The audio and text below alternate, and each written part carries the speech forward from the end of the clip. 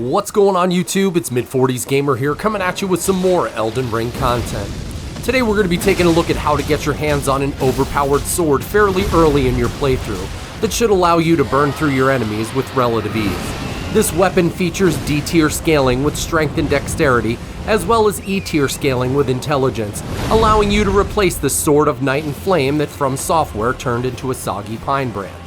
So let's prepare to clip an ugly bird's wings, tell Melina it's not the safest way to get a sword, but it's better than Russian roulette, and get after it. Our story begins in Grail's Dragon Barrow, and as you can see from the map footage, we'll be starting out at the Fort Pharaoh site of Grace, which is about 800 meters to the southwest of Caelid's Minor Erdtree, and can be reached early on in your playthrough with a bit of legwork after you unlock your Spirit Steed Torrent.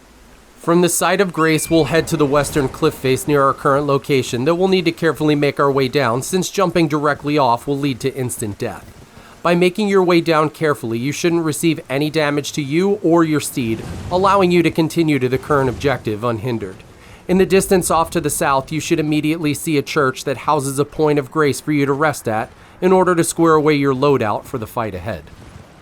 Once we make it safely past the patrolling enemies into the Church of Plague, we'll light the site of Grace and add it to our map in order to rest at the site to pass time until evening. The boss that holds this epic weapon only spawns at night, so if you run past the area during the day, you won't encounter him at all. After turning day into night, we'll make sure we have the correct loadout and call for Torrent to whisk us away to the fight location. Right outside the church is a well-traveled path that will follow for about 300 meters to the south, and it is important to note that for this method you'll need a bow and a full combat load of arrows in order to pull off this epically cheesy stunt. After riding south for a bit, you'll want to avoid the large group of enemies circled up in the middle of the open area and a pot-throwing giant that's off to your extreme right. You can use Torrent to circumvent all of the dangers by staying to the far left on your approach. Once you pass the enemies, you can easily utilize Torrent to ride the rest of the way into position on top of the large rock pile and carefully walk the rest of the way into your final position by the cliff's edge where you can get eyes on your target.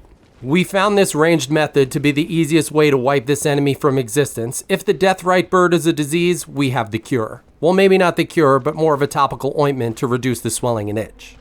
From this point, all that's left to do is rain down arrows from the safety of the cliff. This Deaths Rite Bird is just one of a group of bosses with the same name, and each can be found in different locations in the lands between. They're optional bosses, and you aren't required to defeat them in any order to advance in the main story. And while we're currently using poison arrows, it is extremely important to note that this enemy is completely immune to the poison buildup effects, but since these are the arrows we had on deck from a previous boss fight, we just rolled with what we had. If you're just starting out and you got here early, normal run-of-the-mill arrows will work just fine. Keep in mind though that this overgrown chicken with the head of a baby is extremely weak to holy damage, so if you come across the Missionary's Cookbook number 4 and have the ability to craft the Halig Bone arrows, it can bring this boss down in a quarter of the time it takes with normal arrows.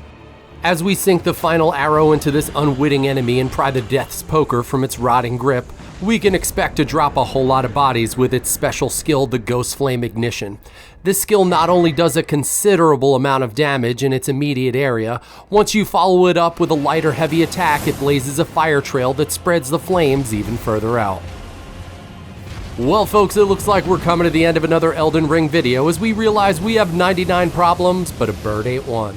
We would like to take this time to personally thank you for watching, and if you haven't done so already and you're new to the channel, don't forget to like, subscribe, and hit that bell icon so you don't miss out on any new Mid-40s gamer content.